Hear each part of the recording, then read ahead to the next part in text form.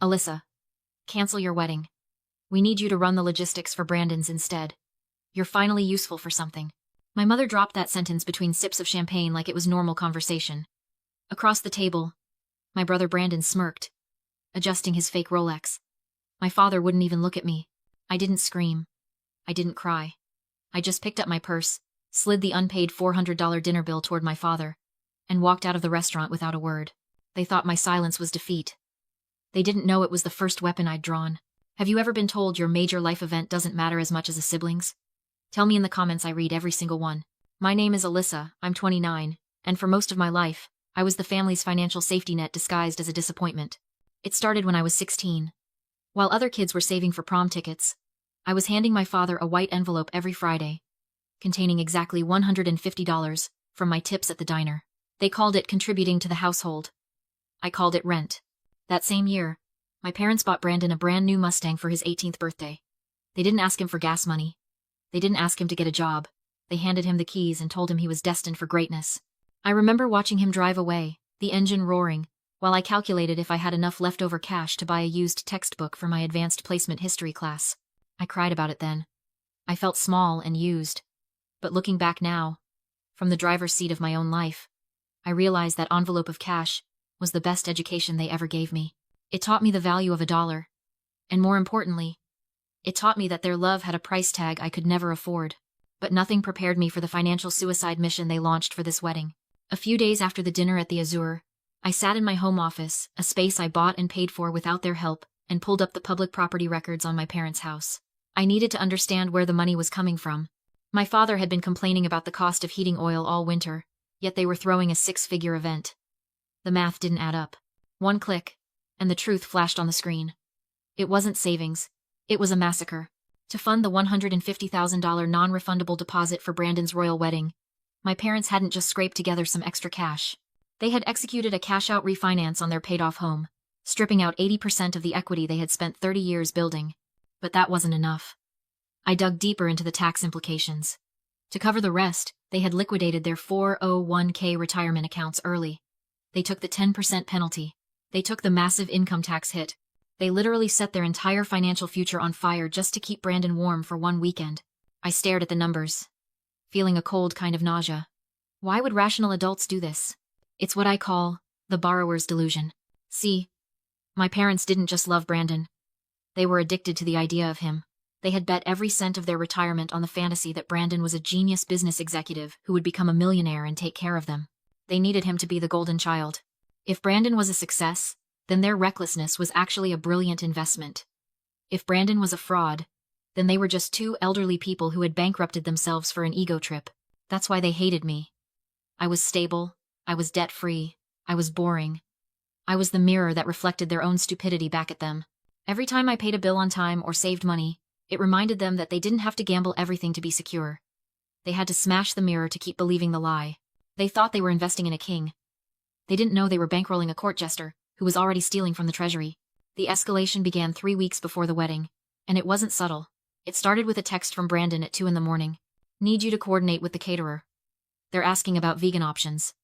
Handle it. No, please. No. Hello. Just a command. As if I were his personal assistant. I didn't reply. The next morning, my phone rang while I was in a meeting with a client. It was my mother. I sent it to voicemail. She called again. And again. 17 times, in 20 minutes. Finally, I stepped out into the hallway and answered. What is the emergency? I asked, my heart pounding. Why aren't you answering your brother? She shrieked. He's stressed out of his mind. He needs you to manage the vendor contracts. You know he's not good with details. I have a job, Mom, I said, keeping my voice low. And I have my own wedding to plan. Remember? The one you told me to cancel? Don't be selfish, Alyssa, she snapped. Brandon is the heir apparent to the Sterling Empire. This wedding is a networking event for his future. Yours is just a ceremony. Prioritize the family. I'm not doing it, I said, and hung up. That afternoon, they showed up at my apartment. All 3 of them. I opened the door to find Brandon standing there in a suit that cost more than my car, flanked by my parents like bodyguards. He pushed past me into the living room without waiting for an invite. Where's Julian? He asked, looking around with a sneer. Out fixing a toilet somewhere? Julian is working, I said, leaving the door open. What do you want? We need to talk about your attitude, my father said, stepping inside. Your brother is under immense pressure. The least you can do is help him coordinate. I told you no, I said. I'm busy. Brandon laughed. He walked over to my desk and picked up a framed photo of Julian and me. Busy doing what? Crunching numbers for chump change? Look, Alyssa, let's be real. Julian is a handyman. You're a glorified accountant. Neither of you understands the stakes here. He set the photo down face down. I'm going to be vice president of sales by Christmas, he announced, puffing out his chest. Mr. Sterling himself is coming to the wedding. This event has to be flawless. If I land this promotion, I'll be making enough to buy and sell you 10 times over. I looked at him, really looked at him. The arrogance, the entitlement, the absolute certainty that the world existed to serve him. You really think you're getting that promotion? I asked quietly. It's a done deal, he scoffed. Sterling loves me. I'm the golden boy. That's why Mom and Dad put up the money. It's an investment in the winning horse. My mother nodded eagerly. Exactly. We're investing in the future. And you need to get on board, Alyssa. Stop being jealous and start being useful. Jealous, I repeated. Yes, jealous, Brandon shouted. Because I'm the one going places. I'm the one who matters. And you're just the help. So act like it. He smirked at me. That same smirk he'd used since we were kids when he broke my toys and blamed me for crying. Fine, I said. The word tasted like ash, but it was necessary. I'll be there. Good, my father said, patting Brandon on the back. See? She just needed a reminder of her place. They left, high-fiving each other in the hallway. They thought they had won. They thought they had crushed me back into submission. I closed the door and locked it. Then I turned around and looked at the empty apartment. They didn't know that Julian wasn't fixing a toilet. He was in a boardroom across town, signing the final acquisition papers for a chain of luxury venues, including the Gilded Manor, the very place Brandon had just booked. And they certainly didn't know about my job. Glorified accountant.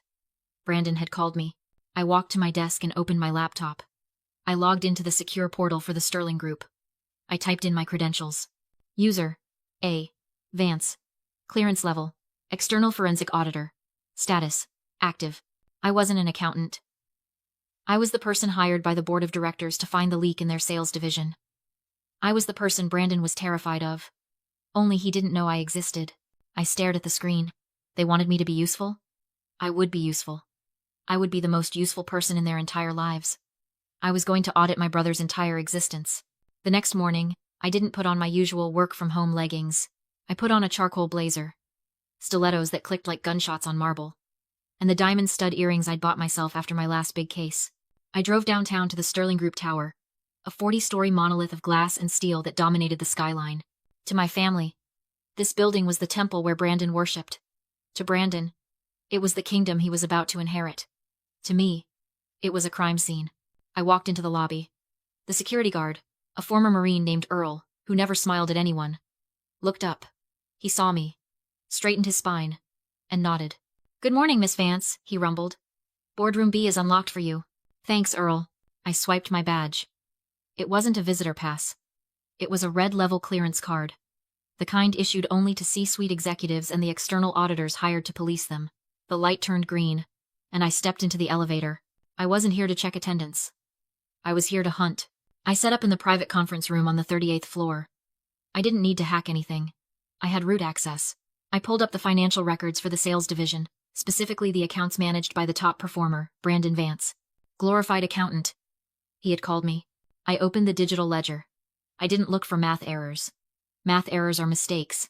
I was looking for patterns. And patterns tell stories. It took me less than 10 minutes to find the ghost in the machine. Brandon's sales figures were spectacular. Too spectacular. He was showing a 30% quarter-over-quarter growth in a stagnant market. I clicked on his top 3 new clients: Apex Global Solutions, Vertex Media, and North Star Consulting. I ran a quick cross-reference with the Secretary of State's database. Apex Global, dissolved in 2019. Vertex Media. The registered address was a UPS store mailbox in a strip mall in Nevada. North Star Consulting didn't exist. My brother wasn't a sales genius. He was a fiction writer. He was creating fake invoices to inflate his sales targets, triggering massive performance bonuses for himself. But where was the money coming from to pay these invoices? I followed the cash flow. He was funneling the marketing budget money meant for ads and client dinners into vendor payments to these fake companies. And here was the kicker. I traced the routing number for Vertex Media. It looked familiar. I pulled up my own banking app and checked my transfer history, specifically the $2,000 I had sent Brandon for his car repair last year. The routing numbers matched.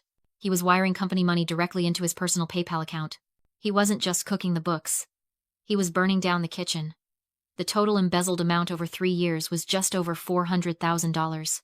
I sat back in my chair, feeling a cold, hard knot in my stomach. This wasn't just unethical. This was federal prison time.